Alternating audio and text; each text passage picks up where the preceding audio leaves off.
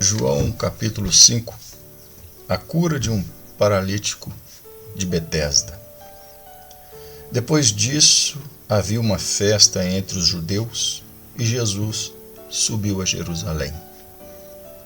Ora, em Jerusalém há, próximo à porta das ovelhas, um tanque chamado em hebreu Betesda, o qual tem 5 alpendres. Próximo à porta das ovelhas, próximo à porta por onde entrava e saía os pastores com o seu rebanho de ovelhas. E Betesda, que quer dizer, tem vários significados: casa de graça ou casa de misericórdia. E ali fala no versículo 3: nestes jazia grande multidão de enfermos, cegos, coxos e paralíticos, esperando o movimento das águas. João fala que ali havia uma multidão de enfermos, diversos tipos de enfermidades, esperando que algo acontecesse, esperando o movimento das águas. E nós podemos, de modo espiritual, interpretar isso, trazendo para os dias de hoje e relacionar com uma multidão de pessoas também nesse estado, esperando algo acontecer, esperando Deus fazer algo por elas, quando na verdade Deus já fez tudo necessário, tudo que precisava ser feito, através de Jesus Cristo, seu Filho, na cruz do Calvário, em sua morte, em seu sangue derramado, em sua ressurreição. A Bíblia fala que ele levou sobre ele nossas dores, enfermidades, e o castigo que nos traz paz estava sobre ele. E a Bíblia fala que Deus, em Efésios ele fala, que o que era preciso fazer ele fez por nós. Ou seja, espiritualmente falando, Deus já fez a parte dele. Agora somos nós que devemos agir pela fé. Agir pela fé através da palavra de Deus, usando a palavra de Deus em nosso favor, para sermos abençoados por Deus. Grande multidão de enfermos esperando o movimento das águas. E no versículo 4 diz: porquanto um anjo descia em certo tempo ao tanque e agitava a água. E o primeiro que ali descia depois do movimento da água sarava de qualquer enfermidade que tivesse. O relato é que um anjo em certo tempo descia, agitava a água, e após o anjo agitar a água, o primeiro que entrava na água era curado. Muitos dizem que isso é só uma história, não é? É um relato, é figurativo, anjo nenhum descia, anjo nenhum agitava a água. Mas se você vê o paralítico, que Jesus curou de Betesda, ele estava ali há 38 anos. E uma multidão de pessoas estava ali. Se nada de especial, de extraordinário acontecesse naquele lugar, com certeza ele não estaria ali há tanto tempo, esperando o seu milagre, não é? Teria saído para procurar um outro lugar. E também não haveria uma multidão de enfermos esperando a sua oportunidade de serem curados de suas enfermidades. Algo acontecia naquele tanque, como a Bíblia diz, um anjo agitava e o primeiro que entrava na água era curado de sua enfermidade. Versículo 5, repetindo: e estava ali um homem que havia 38 anos, se achava enfermo.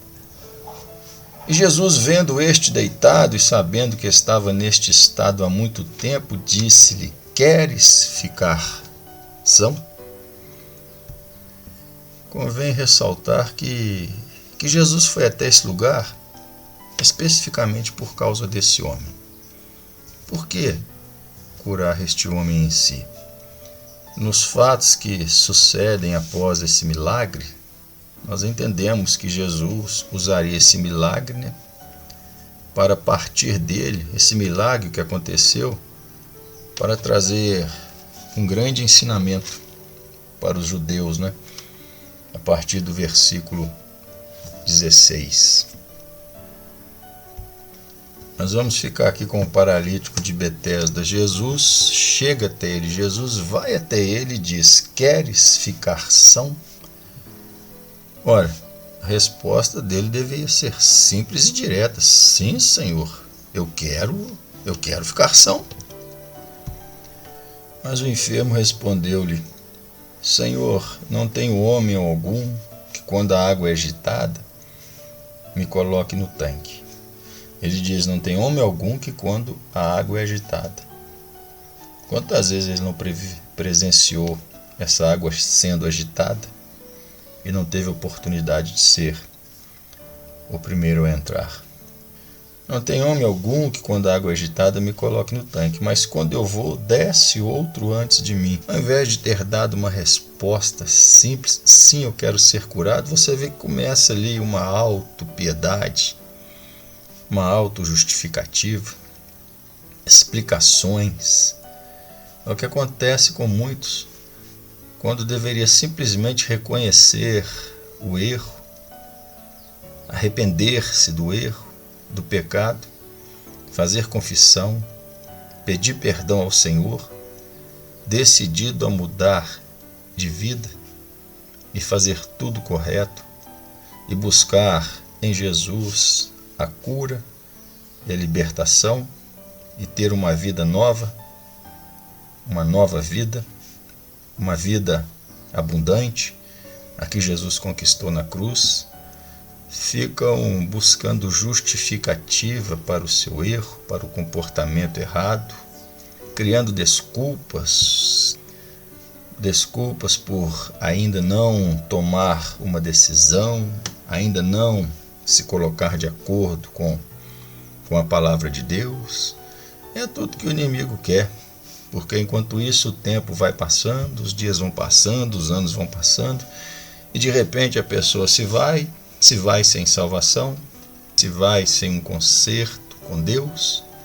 De repente Jesus volta, arrebata a igreja e a pessoa se vê deixada para trás, com suas justificativas, com suas desculpas e seu estado de inércia, esperando algo acontecer, quando ela já deveria ter feito algo, ter aceitado a verdade que liberta, ter recebido a verdade que liberta e passado a viver a verdade, a justiça de Deus. Versículo 8, Jesus disse-lhe: levanta-te, toma tua cama e anda. Ele era paralítico, não andava, e Jesus lhe dá uma ordem: levanta e anda. Manda ele fazer coisas que ele não poderia fazer. Mas Jesus nunca nos ordenaria fazer algo que não pudéssemos fazer. Tudo que Jesus nos ordena em sua palavra, nós temos capacidade de fazer. Senão ele não ordenaria. Ele sabe que temos capacidade e podemos fazer. E por isso ele vai nos cobrar. Ele vai nos cobrar um dia. De cada ordem, de cada ordenança que ele deu, e nós não cumprimos, deixamos de cumprir. Jesus disse: levanta, toma a tua cama e anda. O paralítico imediatamente levantou, pegou a sua cama e andou. E foi embora sem sequer saber quem o havia curado, porque enquanto estava carregando sua cama, foi parado e indagado pelos judeus, porque era um dia de sábado, não é? Pelos costumes judeus, né? E uma lista de coisas que não se poderia fazer no sábado, que os judeus criaram. Uma delas era não carregar sua cama. E ao invés desses homens estarem maravilhados por ver um paralítico curado andando, maravilhados com a graça, estavam preocupados com suas tradições de seus antepassados, seus costumes, perguntando: por que está carregando a tua cama? E o paralítico disse: um homem mandou que eu levantasse, pegasse minha cama e andasse. Eu levantei, estou andando. Perguntaram para ele: quem te deu essa ordem? Ele disse: não sei, não conheço. Veja bem, o homem esteve diante de Jesus, provou a graça de Deus em Jesus, foi curado e sequer sabia quem era Jesus. Muitos vivem esse estado também, provam a graça de Deus, recebem milagre de Deus através de Jesus e, na verdade, não conhecem realmente quem é Jesus, não têm conhecimento certo de Jesus, não têm vida, relacionamento com Jesus, prova o milagre, recebe a graça, mas não tem conhecimento de Deus, não tem intimidade com o Senhor, não tem um vínculo forte com o Senhor Jesus e, é claro, com Deus, o Criador. No versículo 14 fala: depois Jesus encontrou no templo. Com certeza ele foi ao templo, para apresentar uma oferta de gratidão pela cura, alguma coisa assim, conforme era o costume dos judeus. E Jesus o encontrou lá. Depois Jesus encontrou no templo e disse-lhe: eis que já estás são, não peques mais, para que te não suceda alguma coisa pior. Não sabemos dizer assim qual o relacionamento de Jesus com esse homem, por que Jesus escolheu esse homem.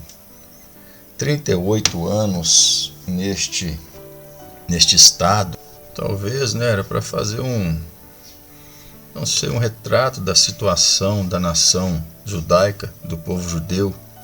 38 anos naquele estado. Assim como Israel vagueou 38 anos no deserto, conforme fala em Deuteronômio 2,14, que diz assim: e os dias que caminhamos desde Cádiz Barneia até passarmos o ribeiro de Zered foram 38 anos, até que toda aquela geração dos homens de guerra se consumiu do meio do arraial, como o Senhor lhes jurara. E assim como esse paralítico estava ali impotente, esperando que alguém fizesse algo por ele, Israel ali como uma nação impotente, sem ação, sem reação, esperando algo acontecer. Jesus deixa bem claro que este homem ficou nesse estado durante 38 anos, essa enfermidade foi resultado de pecado. Porque no versículo 14 ele diz: eis que já está são, não peques mais. Jesus deixa bem claro que esse estado de miséria deplorável que esse homem viveu durante 38 anos foi resultado de pecado.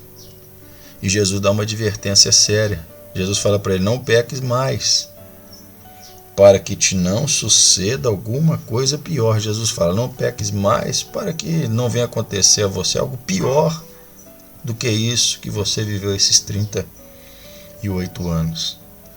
E se você vê, Jesus não disse para ele: a tua fé te salvou, vai em paz, a tua fé te salvou.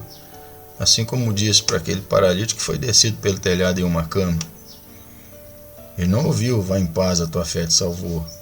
Ele apenas ouviu: não peques mais, para que não te aconteça alguma coisa pior. Vamos refletir sobre isso. Porque Jesus tratou ele dessa forma, e foram essas palavras que ele ouviu de Jesus. E também meditar, porque pessoas dentro das igrejas, pessoas com acesso ao Evangelho, podem receber milagres após milagres e nunca ouvir, como o paralítico que desceu pelo telhado, por exemplo, ouviu: perdoados estão os seus pecados, vai em paz, a tua fé te salvou. Então, pessoas podem passar anos na igreja, recebendo milagres de diversas formas, sendo curados de enfermidades, recebendo oportunidade de prosperidade, seja lá o que for, e nunca ser lavado e remido de seus pecados, nunca receber o perdão divino e muito menos alcançar a salvação eterna. Deus abençoe, na paz de nosso Senhor e Salvador Jesus Cristo.